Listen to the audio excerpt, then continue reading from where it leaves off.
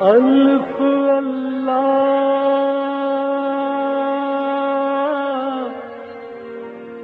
چمبے دل بوٹی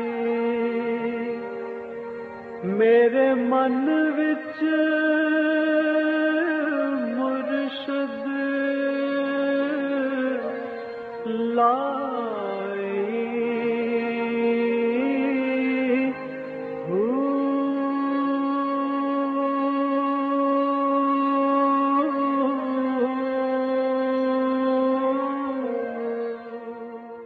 بسم اللہ الرحمن الرحیم۔ السلام علیکم۔ پروگرام المرشد اور میں ہوں منور عتیق۔ ناظرین محترم، آپ کے سوالات ہیں اور رہنمائی کے لیے ہمارے ساتھ موجود ہیں ہمارے بہت ہی محترم جناب حضرت امیر محمد اکرم اوان صاحب۔ آپ سلسلہ نقشبندیہ اویسیہ کے شیخ ہیں، مترجم قرآن ہیں، مفکر قرآن ہیں، شاعر ہیں، ادیب ہیں، بہت سے حوالے ہیں آپ کے تعارف کے۔ حضرت جی بہت شکریہ آپ نے وقت دیا، اور ایک بار پھر شکریہ کہ آپ ایک بار پھر ایسے بہترین سیٹ کے اوپر لے کر آئے ہمیں۔ سوالات کا سلسلہ شروع کرتے ہیں۔ ڈاکٹر عرفان اسلام آباد سے یہ کہتے ہیں کہ جی قرآن کریم میں اللہ تعالیٰ فرماتے ہیں کہ جب تک آسمان زمین قائم ہے جنت دوزخ میں انسان کی زندگی رہے گی، یا جب تک اللہ چاہے۔ سمجھ میں یہ بات نہیں آ رہی کہ ہمیشہ کی زندگی جو کہ بعد از قیامت ہوگی یہ کب تک رہے گی؟ الحمدللہ رب العالمین، والصلاۃ والسلام علی حبیبہ محمد وآلہ وصحبہ اجمعین۔ اعوذ باللہ من الشیطان الرجیم، بسم اللہ الرحمن الرحیم۔ قرآن کریم نے اخروی زندگی کے بارے جو لفظ استعمال کیا ہے وہ خالدین ابدا، اس میں ہمیشہ ہمیشہ رہیں گے۔ ٹھیک ہے۔ اب ہمیشہ کی لمٹ کیا ہے یہ ہماری لغت میں تو کوئی نہیں جانتا۔ اسے دوام ہے، نہ ختم ہونے والے کو ہمیشگی کہتے ہیں۔ ٹھیک ہے۔ ساتھ جو انہوں نے حوالہ دیا ہے کہ جب تک آسمان و زمین رہیں گے تو یہ آسمان و زمین بھی آخرت کے ہوں۔ ٹھیک ہے۔ اس آسمان و زمین کی ضمانت دنیا والے کی نہیں ہے، کیونکہ اسے تو تباہ ہونا ہے، بدلنا ہے، آسمانوں کو بھی پھٹنا ہے، زمین کو بھی۔ یوم تبدل الارض من غیر الارض، صحیح، زمین کو اور طرح کی زمین بنا دیا جائے۔ سبحان اللہ، یعنی کہ زمین کو اور طرح کی زمین بنا دیا جائے۔ یہ زمین جس میں پہاڑ ہیں، چشمے ہیں، دریا ہیں، سمندر ہیں، نچلی جگہ ہیں، بلندیاں، یہ نہیں رہے گی، اور طرح کی زمین ہو جائے گی جو فلیٹ ہوگی، جس پر کوئی رویدگی نہیں ہوگی، کوئی دریا سمندر نہیں ہوگا، کوئی ندی نالا نہیں ہوگا۔ صحیح۔ تو ظاہر ہے اللہ کریم مخلوق کو رکھنے کے لیے کوئی جگہ تو بنائیں گے، وہ آسمان آخرت کا ہوگا اور ان کو بھی دوام حاصل ہے۔ اب یہ سوچنا یا یہ پوچھنا کہ دوام کی حد کیا ہے تو میرے خیال میں یہ درست نہیں ہے۔ دوام ہوتا ہے، بالکل ہمیشگی ہوتی ہے۔ بالکل، وہ شاید اس سوال سے ان کو جو کنفیوژن تھی وہ شاید یہ تھی کہ اس زمین کی شاید بات ہو رہی ہے، زمین تو ختم اور یہ زمین تو ختم ہو جانی ہے۔ یہ تو قرآن کریم فرمایا یوم تبدل الارض غیر الارض، جب اس زمین کو دوسری زمین سے بدل دیا جائے۔ سبحان اللہ، یعنی کوئی بلندی پستی نہیں رہے گی، کوئی دریا سمندر نہیں رہے گا، کوئی تری خشکی نہیں رہے گی، کوئی ندی نالا نہیں رہے گا، ایک سپاٹ صاف گراؤنڈ۔ اب یہ زمین ہے، اس کے ذرے ذرے میں رویدگی ہے، جھاڑیاں ہیں، گھاس ہیں، پھول ہیں، درخت ہیں، اس میں کچھ نہیں ہوگا، صرف زمین ہوگی۔ صحیح، اور اس پر بسنے والے ہوں۔ کیا بات ہے۔ پروفیسر ماجد حسین اوان گجرانوالہ سے، حضرت جی توجہ اور القاء میں کیا فرق ہے؟ توجہ اور القاء الحمدللہ تقریباً مترادف لفظ ہیں۔ ٹھیک ہے۔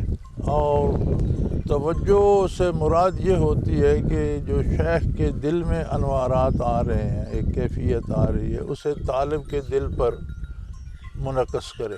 ٹھیک ہے۔ یہ توجہ کہلاتی ہے کہ جو کیفیات آپ محسوس کر رہے ہیں، آپ آگے جو آپ کا سیکھنے والا یا شاگرد ہے آپ کے ساتھ یا طالب ہے، اس کے دل پہ انہیں منتقل کرنے کی کوشش جب شیخ ارادتاً کرتا ہے تو اسے توجہ کہتا ہے۔ ٹھیک ہے۔ القاء توجہ کے معنی میں بھی استعمال ہوتا ہے، اور القاء کا دوسرا متبادل معنی یہ ہے کہ من جانب اللہ جو چیز دل میں آ جاتی ہے اسے القاء کہتے ہیں۔ ٹھیک ہے۔ کہ اللہ کی طرف سے ایک چیز دل میں آ گئی، اسے بھی القاء کہتے ہیں۔ اور شیخ کی برکات سے جو کیفیات دل میں آتی ہیں انہیں بھی القاب کا لفظ دیا جاتا ہے۔ صحیح، وہ جب اس کی نسبت اللہ کی طرف ہوتی ہے تو مفہوم بدل جاتا ہے، جب بندے کی طرف ہوتی ہے تو بندے کی حیثیت کے مطابق اس کا مفہوم ہوتا ہے۔ صحیح صحیح۔ حضرت جی طوبہ ہیں اسلام آباد سے، بڑا دلچسپ سوال ہے ان کا، اگر قسمت پہلے سے لکھی جا چکی ہے تو پھر دعا کی کیا اہمیت ہے یا کیا حیثیت ہے؟ شاید یہ بھی لکھا جا چکا ہو کہ اگر وہ دعا کرے گی تو اسے یہ نعمت ملے گی۔ صحیح، ٹھیک ہے، یعنی کہ یہ بھی اسی قسمت میں ہی لکھا ہوا ہے کہ دعا کرنی یہ جو ہے نا دعا، یہ بھی تقدیر ہے۔ صحیح، یہ جو لکھا جانے کا ہے، تھوڑی سی میں اس کی وضاحت کر دوں، اس میں لوگوں کو بڑی غلط فہمی ہے، وہ سمجھتے ہیں کہ اللہ نے لکھ دیا اس لیے ہم ایسا کر رہے ہیں۔ اللہ نے اس لیے نہیں لکھ دیا کہ ہمیں مجبور کر دیا کہ تم ایسا ہی کرو، اس نے لکھ دیا ہے کہ وہ جانتا ہے یہ ایسا کریں۔ صحیح، یعنی میں اب لکھ دوں کسی کاغذ پہ کہ منور عتیق اور ملک صاحب لاہور جائیں گے، ٹھیک ہے، تو آپ میرے لکھنے سے نہیں جا رہے، یعنی کہ ہمیں جانا ہی آپ تھا۔ کو جانا ہے اور مجھے پتہ ہے کہ آپ جائیں۔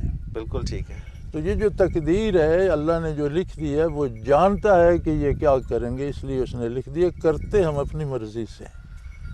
صحیح، اگر یہ نہ ہوتا تو وہ دونوں راستے نہ بتاتا، ہدینا السبیل اما شاکرا و اما کفورا، ہم نے دونوں راہیں بتا دی ہیں، چاہے تو شکر کی راہ اختیار کر لے، چاہے تو ناشکری کی کر لے۔ صحیح، تو بندہ جو کرتا ہے وہ اپنا اس کا فیصلہ ہوتا ہے۔ ٹھیک ہے، تقدیر یہ ہے کہ اللہ کریم ازل سے مخلوق کے پیدا ہونے سے پہلے جانتا ہے کہ کون کیا کرے گا، ٹھیک ہے، تو وہ اس نے لکھ اور دیا۔ اسی زمرے میں جب انسان دعا بھی کرتا ہے تو وہ بھی اللہ میاں پہلے دعا سے بھی جانتے اللہ ہیں نے پہلے کہ یہ دعا کرے گا، دعا کرنا بھی تو قرب الہی کی ایک کیفیت ہے، بے شک بے شک، اور دعا سے کچھ بھی نہ ملے، یہ کیا کم ہے کہ آپ اللہ سے براہ راست بات کر لیں۔ اللہ اکبر، اللہ اکبر، بے شک بے دیکھیں نا شک، جی، تعلق کا تو یہ ہے کہ آپ بات کرنے کا بہانہ تلاشتے ہیں کہ کسی بہانے دوست سے، محبوب سے بات تو ہو جائے، کیا ہوگا کیا نہیں ہوگا اسے چھوڑیں، بات کا اپنا مزہ ہے۔ بالکل صحیح ہے، تو دعا کا یہ اثر کیا کم ہے کہ آپ براہ راست اللہ سے بات تو کر لیں۔ سبحان اللہ، دوسرا اثر اس کا یہ ہوتا ہے کہ جس سے یہ شعور ہو کہ میں اللہ کریم سے روز بات کرتا ہوں، پھر وہ اللہ کی نافرمانی سے بھی بچتا ہے۔ ابھی پھر بات کرنی ہے، ابھی پھر اثر ہو جائے گی، پھر میں وضو کر کے اس کی بارگاہ میں کھڑا ہو جاؤں، یہ بھی تو دعا ہے۔ بے شک بے شک، آپ جو نماز فرائض پڑھتے ہیں تو ساری اول و آخر ساری دعا یا اللہ کی تعریف ہے، یا اس کے نبی پر درود ہے، یا آپ کی دعا ہے اپنے لیے، تینوں چیزیں ہیں اس میں۔ بے شک بے شک، تو جب بھی آپ دعا کرتے ہیں تو اب اللہ کریم سے مخاطب، یہ شرف کیا کم ہے۔ اللہ اکبر، آپ کا وزیر اعظم ہے، آپ جیسا انسان ہے، معمولی بندہ ہے، اگر وہ آپ کی دن میں 5 مرتبہ بات سنیں، بھئی آپ مجھے براہ راست فون کر سکتے ہیں، تو آپ تو فدا ہو جائیں گے، آسمان سر پہ اٹھا لیں گے، مل بھی نہیں سکتے، فون کر لیا کرو میرے پرسنل نمبر پر، ہم تو پوری دنیا کو پاگل بنا دیں گے۔ اللہ سے براہ راست بات کر لینا یہ دعا ہے۔ اللہ اور اکبر، دعا کا دعا ہونا بڑی بات ہے۔ اللہ، آگے ہوگا کیا، یہ اس کے فیصلے ہیں یار، ہم اس کے فیصلوں کو بدل سکتے ہیں۔ سبحان اللہ، آپ دیکھیں میرے پاس لوگ آ جاتے ہیں، سفارش کرو میرا تبادلہ رک جائے، میں انہیں کہتا ہوں میرا تو کسی نے نہیں کیا، صحیح اس لیے کہ میں تنخواہ نہیں لیتا۔ صحیح، آپ تنخواہ لیتے ہیں، تنخواہ دینے والوں کو جہاں آپ کی ضرورت ہوگی وہاں بھیجیں، بھیجیں گے، آپ کا تبادلہ ہونا چاہیے۔ پھر ایک یہ ہوتا ہے کہ ایک بندہ یہاں سے کراچی جاتا ہے، کراچی والا حیدرآباد جاتا ہے، حیدرآباد والا ملتان جاتا ہے، ملتان والا لاہور جاتا ہے، لاہور والا پنڈی آتا ہے، پنڈی والا پشاور، تو ایک تبادلے کے ساتھ 50 تبادلے منسلک ہوتے ہیں، بالکل ایسا ہی ہے، ملکی سطح پہ جب جی ہوتے ہیں، بالکل، ہیں جی۔ تو جب آپ ملازمت کرتے ہیں تو آپ کا تبادلہ کیوں نہ ہو، وہ تو ہونا ہے، وہ تو ہونا وہ تو ہے۔ حصہ ہے، تو ہم جب کام کرتے ہیں تو اس کے نتائج کیوں نہ ہوں گے، بالکل ٹھیک ہے، تو ہمارے باقی کاموں کے نتائج ہوتے ہیں، اس دعا کا نتیجہ کیوں نہیں آتا، ہمیں یہ لذت کیوں نہیں آتی، ہمیں یہ محسوس کیوں نہیں ہوتا۔ شاید دعا ہم رسمن کرتے ہیں، باقی کام ہم دل سے کرتے ہیں۔ ہاں بس یہ بات، تو اس میں وہ خلوص شامل دعا نہیں میں ہم ہوتا، خانہ پوری کرتے ہیں، اگر یہ ادراک ہو کہ میں اللہ کریم سے بات کر رہا ہوں اللہ تو اکبر، بندہ کہاں ہو جائے، پھر اس سے چاہیے کیا، پھر اسے چاہیے کیا اصل بات کیونکہ یہ کائنات کا ذرہ ذرہ، جس طرح یہ میں نے اکبر۔ تبادلے کا عرض کیا ہے نا، کائنات کا ذرہ ذرہ منسلک ہے. اللہ ایک ذرہ یہاں سے حرکت کرتا ہے تو پوری کائنات میں جگہ جگہ وہ تبدیلی آتی، اس کی جگہ کو اور ذرہ لے گا، اس کی اور لے گا، اس کی اور، وہ کائنات میں پھیل جائے گا. آپ اور میں اس کو روک نہیں سکتے کیونکہ وہ بقائے کائنات کے لیے ضروری ہے. بالکل ٹھیک. تو ہم یہ نہ سوچیں کہ میں نے دعا کی ہے تو یہ کائنات کا نظام تھم جائے، نہیں، اسے چلنا ہے. میں نے اپنے کام کے بہانے اللہ سے بات کر دی، اپنا دکھ اللہ سے رو اللہ دیا. اکبر. میرا اللہ بڑا کریم ہے، بڑا رحیم ہے. اگر اس نے مجھے بیماری کر دیا تو اس بیماری میں ہی میری بہتری ہے. بالکل ٹھیک. مجھے یہ حق دیا ہے کہ یا اللہ بیماری بھی تیری نعمت ہے، میں کمزور ہوں، سبحان اللہ. مجھے اس سے نجات دے، مجھے شفا دے. وہ بھی شفا بھی تیری نعمت ہے، بیماری بھی تیری نعمت. میں کمزور ہوں، بیماری نہیں اٹھا سکتا، مجھے شفا دے دے. یہ تو اس نے ہمیں حق دے دیا. اللہ ورنہ ہمیں کیا حق ہے دخل دینے کا کہ یہ چیز یہاں نہ ہو، یہ وہاں ہو. اور یہ بھی اس کی کتنا بڑا احسان ہے کہ اس نے ہم ناچیز لوگوں کو یہ حق دے دیا کہ اپنی مرضی کی دعا کرو، اپنی مرضی تجویز کی کر سکتے ہیں. ہماری حیثیت کیا، ہم جانتے کیا ہیں بھائی؟ کچھ بھی نہیں. اگر یہ درخت یہاں سے اکھیڑ دیا جائے گا تو اس کے ذرات کہاں جائیں گے، وہ آگے کیا کیا ہوگا، وہ پوری کائنات متاثر ہوتی ہے. آپ ایک بات کرتے ہیں، اس سے یا ظلمت نکلتی ہے یا نور نکلتا ہے.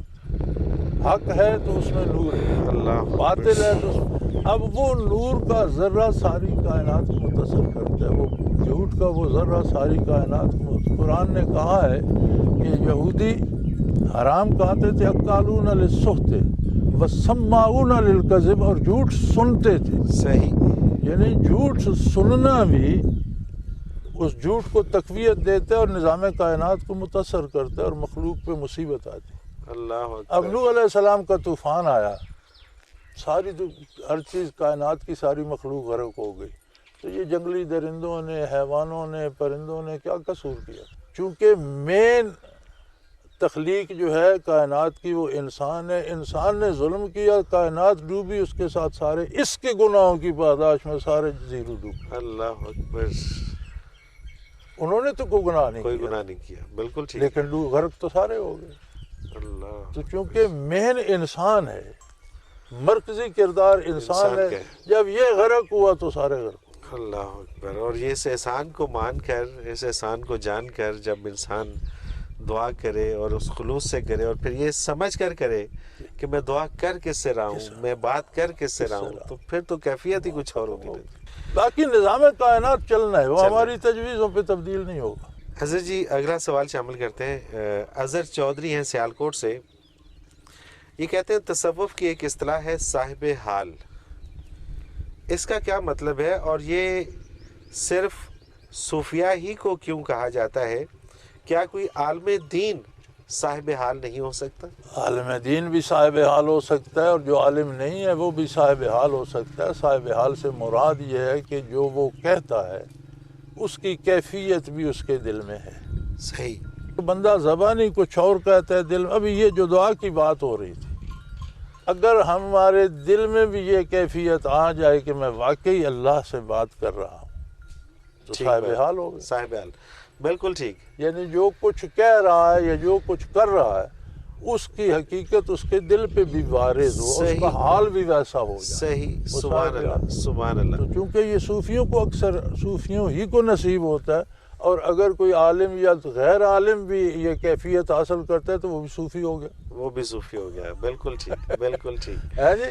بالکل صحیح. جو صاحب حال ہوتا ہے وہ سارے صوفی کہلاتے ہیں، اور جو صوفی ہوتا ہے وہ صاحب حال ہوتا ہے. صاحب حال نہ ہو تو جھوٹا ہے، مکار ہے. کیا بات ہے. یعنی کہ جب وہ صاحب حال ہو گیا تو پھر صوفی بھی ہو گیا. صوفی ہو گیا. تو یہ کہنے کی ضرورت نہیں کہ صوفی صاحب حال ہوتے ہیں. کوئی بھی جیسے کوئی بھی صوفی ہو سکتا ہے، اسی طرح جو صاحب حال ہو گیا وہ بھی صوفی ہو گیا. حضرت جی ایک وقفہ لیتے ہیں. ناظرین محترم، اگر آپ بھی اپنا کوئی سوال ہمیں بھیجنا چاہیں اس پروگرام میں ہم آپ کا سوال شامل کریں گے. اسکرین پہ ہمارا نمبر موجود ہے، نوٹ فرما لیجیے 033349555021. اور اسی طرح سے آپ ہمیں ای میل کے ذریعے اپنا میسج بھیج سکتے ہیں. ای میل ایڈریس اسکرین پہ موجود ہے questions@almurshed.tv. اس پہ آپ ہمیں ای میل کیجیے اور آپ کا سوال ہم ضرور شامل کریں گے۔ ایک مختصر سا کمرشل بریک لیتے ہیں اور اس کے بعد حاضر ہوتے ہیں، ہمارے ساتھ رہیے گا۔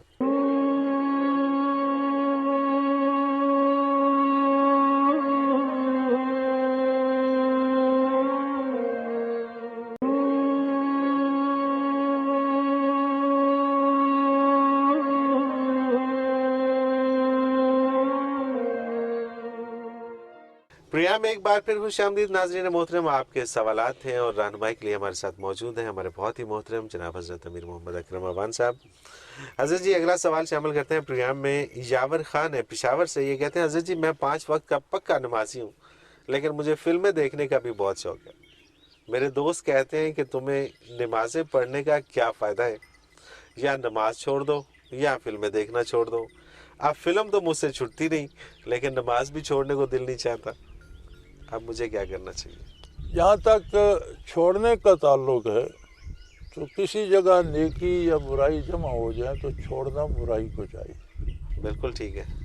یعنی کسی کا اگر ہاتھ میلا ہو گیا ہے تو یہ نہیں کہ وہ سارے جسم پہ وہ کیچڑ تھوپ لے، اس ہاتھ کو دھونا چاہیے، برائی کو چھوڑنا چاہیے۔ اب رہی یہ بات کہ آپ نماز بھی پڑھتے ہیں اور فلم بھی دیکھتے ہیں، تو بات وہی آپ کے سوال والی آ گئی کہ نماز آپ کا حال نہیں بن رہی۔ اللہ اکبر، ٹھیک بات۔ آپ کو پتہ ہے کہ جو فلم ہم دیکھ رہے ہیں یہ جھوٹ فلم ہے، ایسا دنیا میں کچھ نہیں ہوا۔ یہ جو خاتون ہے نہ اس کی بیوی ہے، نہ اس کی ماں ہے، نہ بہن ہے، یہ اور ہے، یہ اور ہے۔ یہ جو مکان ہمیں دکھایا جا رہا ہے اس کے صرف ایک دروازہ اور دیوار ہی ہے، باقی یہ مکان بھی نہیں ہے۔ صحیح بات، صحیح بات۔ جتنا حصہ کیمرے میں آ رہا ہے ٹوٹل اول و آخر جھوٹ ہے۔ بالکل۔ تو نماز اول و آخر سچ ہے۔ کیا بات ہے۔ تو اگر آپ نے یہ تو اس کا مطلب ہے کہ نماز آپ کا حال نہیں بن رہی، جھوٹ آپ کو مزہ دے رہا ہے۔ صحیح، بالکل ٹھیک۔ جھوٹ کو چھوڑیں اور نماز کو حضور حق سمجھیں، تو پھر آپ کو پتہ چل جائے گا کہ حق کی اور سچائی کی لذت کیا ہے اور جھوٹ میں تلخی کیا ہے۔ چونکہ جھوٹ سننا بھی جرم ہے، جیسے میں نے پہلے عرض کیا کہ سماعون للکذب، یہ قوم اس لیے تباہ ہوئی کہ یہ جھوٹ سنتی تھی۔ اللہ اکبر۔ اب عجیب بات ہمارے ہاں یہ ہے کہ کہتے ہیں جی فلاں فلم بڑی سبق آموز ہے، اس سے معاشرے کی اصلاح ہوگی۔ ارے بھائی غلاظت بھی کوئی دبا ہوتی ہے؟ اللہ اکبر، اللہ اکبر۔ وہ ہندوستان کا ایک وزیر اعظم تھا، اس نے کہا کہ میں صبح اٹھ کر اپنا پیشاب جو ہے صبح جو کرتا ہوں وہ ایک گلاس پی لیتا ہوں، میری صحت ٹھیک رہتی۔ یہ انڈیا کے ایک پرائم منسٹر تھا۔ اللہ اکبر۔ تو خدا کے بندے، غلاظت میں شفا ہوتی تو پھر غلاظت نہ ہوتی۔ بالکل صحیح بات ہے، بالکل ٹھیک بات۔ یعنی یہ تو انسان کا اپنا اپنا کانسیپٹ ہے، تصور ہے، جیسا اس نے باندھ لیا۔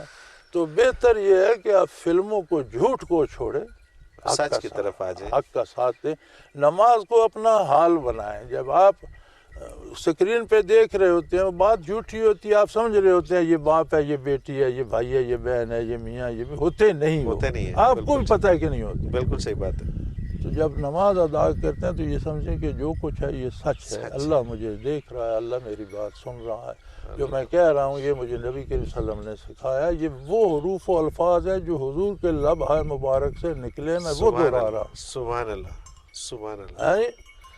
تو محبوب کی بات کو دہرانے کی ایک اپنی لذت ہے یار، کام ہوگا نہ ہوگا دیکھی جائے گی، لیکن ان الفاظ کو دہرانے، تو آپ ان چیزوں کو تلاش کریں تو آج خود سبحان اللہ۔ اور اس کو روایت کی طور پہ نہ پڑھیں، اگر رسم کے طور پر پڑھیں گے تو پھر یہی ہوگا، پھر یہی ہوگا۔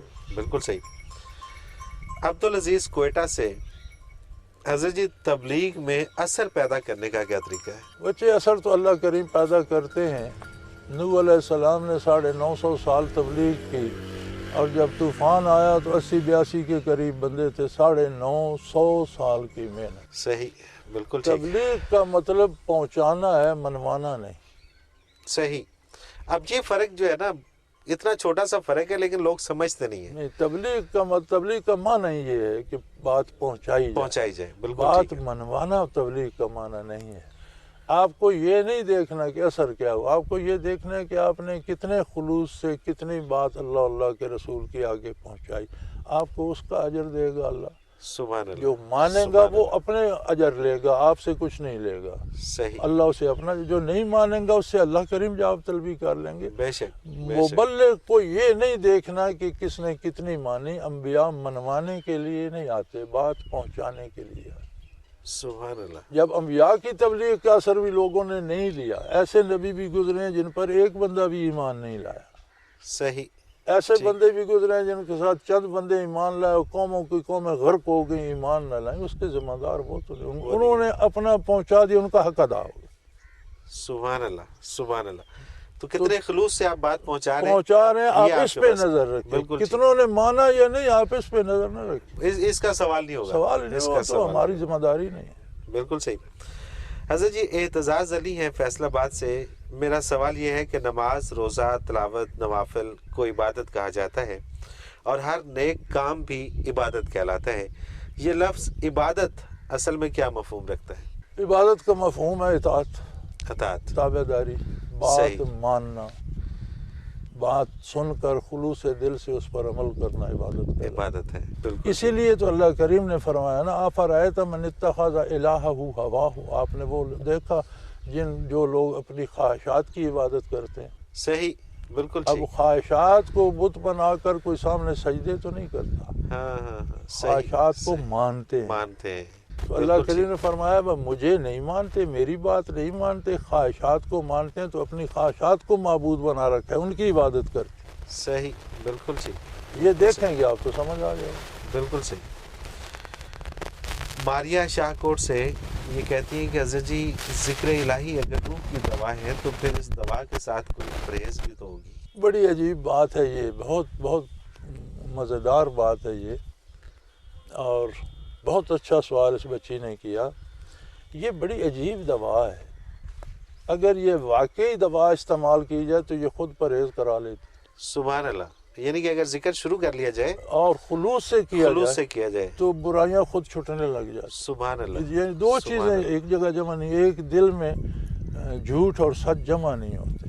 بالکل صحیح، تو یہ بڑی اکثیر دوا ہے کہ انوانٹیڈ چیزوں سے یہ خود بندے کو الگ کر لیتی۔ سبحان اللہ، یعنی آپ کوئی دوا بھی کھائیں تو اس کے لیے آپ کو پرہیز کرنی پڑتی ہے، یہ کھائیں تو برائی سے دل اچاٹ ہو جاتا ہے، گناہ کڑوا لگتا ہے، گناہ بے لذت لگتا ہے، گناہ غلطی ہو جائے تو دکھ ہوتا ہے، تکلیف ہوتی ہے، بندہ توبہ کرتا ہے، رجوع اللہ کرتا ہے، بے شک، لذت نہیں آتی گناہ۔ تو یہ بچے ایسی دوا ہے کہ یہ پرہیز خود کرا لیتی ہے، بشرطے کہ صحیح اپنی شرائط کے ساتھ ہو۔ اس میں کوئی شک نہیں، مجھے وہ پروگرام یاد آ رہا ہے کہ جس میں میں نے وہ چیزیں کاٹ دی جو مجھے عزم نہیں ہوئی، اور وہ اس وقت پرہیز خود ہو گئی، تو وہ خود ہوگی۔ حضرت جی ابرار حسین ہے گجرانوالہ سے، یہ کہتے ہیں کہ میں آپ کا پروگرام بہت شوق سے دیکھتا ہوں، آپ نے ایک پروگرام میں فرمایا ہے کہ علم وہ ہوتا ہے جو حال کو تبدیل کر دے۔ میرا سوال یہ ہے کہ ہم جو ڈگریاں حاصل کر رہے ہیں کیا وہ علم کی ڈگریاں نہیں، یا اگر ایک شخص جغرافیہ یا حساب کا علم حاصل کرتا ہے تو ظاہر ہے حساب جغرافیہ کو حال نہیں تبدیل کرتا، پھر اس علم کو ہم کیا کہیں گے؟ ہر شے حال کو تبدیل کرتی ہے، حساب ہو، جغرافیہ ہو، جیومیٹری ہو، الجبرا ہو، ہر چیز آپ کو کچھ نہ کچھ پوائنٹ سمجھاتی ہے، ان کا کوئی بہتر پہلو دکھاتی ہے، کوئی منفی پہلو دکھاتی ہے۔ صحیح، مثبت منفی ہر علم دکھاتا ہے، اگر آپ مثبت اس سے اختیار کرتے ہیں تو حال ہو گیا۔ ٹھیک ہے، حال ہر چیز میں موجود ہے، رہا کہ جو چیز حال کو تبدیل نہ کرے وہ خبر ہے، علم نہیں ہے۔ اچھا وہ خبر ہے وہ جو حال کو خبر تبدیل ہے، نہ کرے، آپ وہ کے خبر پاس ہے، بے شمار خبریں جمع ہوں گی، اخبار کے صفحات پہ کتنی بالکل خبریں ٹھیک، ہوتی ہیں، بہت ساری، کاغذ پہ کوئی اثر ہوتا ہے؟ کوئی اثر نہیں، تو آپ ایک کاغذ ہے، اس پہ بہت سی خبریں چھپی ہوئی ہیں، آپ نے وہ ڈگری بھی لے لی، وہ بھی لے لی، وہ بھی، آپ ویسے کے ویسے۔ صحیح، صحیح، بالکل ٹھیک، علم ہوتا ہے جیسے آپ نے کاغذ پر سیاہی پھینک دی، اللہ رنگ اکبر، پھینک دیا، کوئی ڈالا، وہ کاغذ بھی بدل گیا۔ کیا بات ہے، کیا بات ہے، یہ علم ہے، علم کی خصوصیت یہ ہے کہ آپ کی کیفیات کو تبدیل کرے تبدیل کر دے، اور نقصان کی طرف سے ہٹا کر منافع کی طرف لے جائے، برائی سے نیکی کی طرف لے، وہ تو علم ہے۔ باقی آپ کے پاس خبریں ہیں، بہت سی خبریں جمع ہو گئی۔ بے شک، اور ظاہر ہے کہ جو بھی علم آپ حاصل کرتے ہیں اس میں دو پہلو تو آپ کو ضرور ملتے ہیں، اور اگر آپ مثبت سوچ کے ساتھ اس کو سوچیں تو وہ آپ کا حال بھئی تبدیل آپ اگر جغرافیہ پڑھتے ہیں تو کائنات کی صنعت آپ کی سمجھ میں نہیں آتی. بے شک یہ سوال پیدا نہیں ہوتا کہ کس نے سمندر بنائے، کس نے پہاڑ کس نے بنائے، کس نے ان میں دھاتیں رکھ دیں، کس نے زیر زمین تیل جمع کیا، یہ کیا ہے، کون ہے؟ اگر آپ اس طرف چلے گئے تو علم ہوگی، سبحان اللہ سبحان اللہ. نہ گئے تو خبر ہوگی کہ آپ کے پاس بہت سی خبریں ہیں. بے شک بے شک. عاطف عوان ہے جی حافظ آباد سے. یہ کہتے ہیں حضرت جی ہماری مسجد کے امام صاحب اپنے بیان سے پہلے ایک دعا پڑھتے ہیں، رب اشرح لی صدری. میں نے اس کا ترجمہ پڑھا کہ اے رب میرا سینہ کھول دے. اس کا کیا مطلب ہے؟ میری امی تو میری پڑھائی کے لیے دعا مانگتی ہے کہ اے اللہ اس کا دماغ کھول دے. امی بھی ٹھیک کرتی ہیں اور مولانا بھی ٹھیک کرتے ہیں. یہ دعا قرآن کریم میں موجود ہے، موسیٰ علیہ السلام نے کی تھی. شرح صدر ہوتا ہے سینہ کھول دینا، اس میں بہت سے علوم بھر جائیں، اللہ غیبی خزانے سے علوم عطا کرے. ٹھیک ہے. یہ ہوتا ہے شرح صدر. سینہ کھول دینے سے مراد نہیں چھاتی بڑی کر دے، اس میں علوم کے خزانے بھر دے. اسے اچھا یہ غیبی طریقے سے بھی من جانب اللہ علوم آ جاتے ہیں. اچھا یہ آپ مجھے سوال بتاتے ہیں؟ کوئی نہیں، میں تو کبھی بلکہ میں نے پہلے پوچھا ہے کیا سوال ہے؟ نہیں، میں تو بلکہ جب یہ پروگرام شروع ہونے لگا نا جی آج سے کوئی 1.5 سال پہلے، تو میں نے ملک صاحب سے کہا، میں نے کہا جی وہ جو ہم سوال ہمارے پاس آئیں گے تو وہ ہم پہلے حضرت جی کو بتائیں گے. تو میں نے کہا یہ کبھی ذکر بھی نہ کیجیے گا کیونکہ حضرت جی برا منا دیں. جب آپ سوال کرتے ہیں تو اللہ کریم جو توفیق دیتے ہیں میں بتا دوں. سبحان اللہ سبحان اللہ. مجھے پہلے سے علم نہیں ہوتا کہ آپ کیا پوچھیں. یہ شرح صدر ہے. یہ سر شرح صدر ہے، بالکل صحیح. کہ اللہ کی طرف سے دل میں بات آ جائے. تو موسیٰ علیہ السلام نے دعا کی تھی، اور یہ دعا کرنی مولانا جو کرتے ہیں بہت اچھا کرتے ہیں. صحیح. کہ بیان کرنے سے پہلے اللہ مجھے علوم بھی عطا سبحان کر، اللہ. بات کرنے کی توفیق عطا کر، اور سبحان میری اللہ. بات میں اثر رکھ. جو ماں آپ کی کرتی ہیں وہ بھی ٹھیک کرتی ہیں، اس لیے کہ ان کا مقصد دین اور آخرت نہیں ہے. وہ آپ کو دنیا کے لیے پڑھا رہی ہیں، اور دنیا کا کام عقل سے ہی ہوتا ہے. دماغ جو ہے یہ مادی کام یہ کرتا ہے. وہ بھی ٹھیک کرتی ہیں. وہ بھی ٹھیک کرتی ہے، بالکل ٹھیک. اور میں نے پچھلے دنوں ایک ڈاکٹر صاحب تھے ہمارے بڑے اچھے دوست ہیں، تو ان سے میں نے ذکر کیا. میں نے کہا جی وہ جس سے میں اس طرح سوال کرتا ہوں اور بڑے مشکل سوال ہوتے ہیں، اور ایک دم سے جو ہے وہ اس کا جواب اتنا آسان سا اور ایک جملے میں. تو وہ کہتے ہیں کہ یہ قلبی رابطہ ہے ان کا. تو وہ آج بات مجھے پتہ چلی کہ یہ وہ ہے. حضرت جی محمد اسماعیل ہے لاہور سے. یہ کہتے ہیں کہ جی آپ کا سوال و جواب کا پروگرام ہم بڑے شوق سے سنتے ہیں. ہماری دینی سمجھداری میں اضافہ ہوتا ہے، دل کو تسکین ملتی ہے اور خوشی ہوتی ہے. حضرت جی کچھ لوگ کہتے ہیں کہ روزے کی حالت میں موت واقع ہو جائے تو وہ حرام کی موت ہوتی ہے. وہ اس لیے کہ جان بچانا بھی فرض ہے. کسی کو ایسی بیماری ہو، ایسی تکلیف ہو کہ یا سفر پہ اتنی پیاس لگ جائے کہ دم نکل جائے گا، تو حکم ہے کہ روزہ کھول دے، افطار کر دے. صحیح. اچھا یہ بات درست ہے. چونکہ روزے کی تو قضا ہے. ٹھیک ہے. افطار کر لے گا تو رمضان کے بعد ایک روزہ پھر رکھ لے گا. مجبوری کی، بیماری سے کیا. صحیح. اور اگر ضد کرتا ہے کہ افطار نہیں کروں گا اور مر جاتا ہے تو یہ تو اس نے اللہ کی نافرمانی کی. اللہ اکبر. اب یہ جو چیزیں حضرت جی یہ نہیں پتا لوگوں کو. اب وہ ایک مرنے والا جو اس پہ قائم ہے کہ نہیں میں نے افطاری تک کچھ نہیں کھانا. روزہ تو اللہ کا حکم ہے. بے شک. اللہ نے یہ حکم بھی دیا ہے کہ کسی کو مرض آ جاتا ہے، کسی کو تکلیف ہو جاتی ہے، وہ سمجھتا ہے کہ اس سے زیادہ پیاس برداشت نہیں کر سکتا، میں مر جاؤں گا، روزہ افطار کر. صحیح. یعنی کہ جب موت واقع ہونے لگے یا موت کا خطرہ ہو تو پھر تو روزہ افطار کر دے. پھر نہ کرنا جو ہے یہ زیادہ یہ بھی نافرمانی ہو گئی. یہ نافرمانی ہو گئی. کیونکہ عبادت وہ عبادت ہے جس کام کے کرنے کا اللہ نے حکم دیا. آپ خود سے تجویز نہیں کر سکتے کہ یہ میں کام کر رہا ہوں یہ عبادت. اللہ نے تو حکم دیا کہ اگر موت کا اندیشہ ہے تو روزہ افطار کر دو. اچھا اس میں ایک اور چیز، ایک اور پہلو نکلتا ہے کہ اگر کوئی شخص روزے کے ساتھ جا رہا ہے، سفر میں ہے، وہ کہیں گاڑی چلا رہے ہیں یا کسی ایسی جگہ پہ اس کا ایکسیڈنٹ ہو جاتا ہے.